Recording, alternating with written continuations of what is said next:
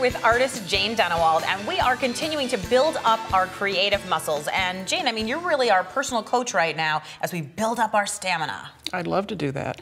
And the first thing to do is to decide you're going to go into the studio. Figure out how many days a week you can go. Maybe it's only one day. Make the hour count.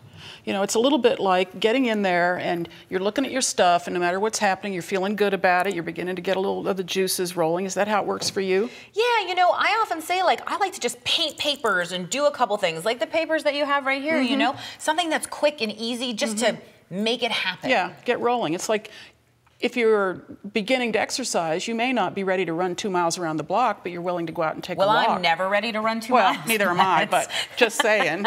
But that's how you get it started, with a simple walk, or with just going in and thinking, well, that looks like fun, or I buy a new tool. That's another way to go about it. I look at Instagram all the time and I see people posting things like, this is my warm-up doodle. This was my warm-up drawing. And the idea is something really low stress and easy that you're not thinking too much about. I mean, that's one of the reasons I love an art journal, because it's just a place for you to make marks to get warmed up. I think that's a good plan. And in addition to that, when you're working in the art journal, then you're creating some things that can eventually maybe riff and turn into something else too.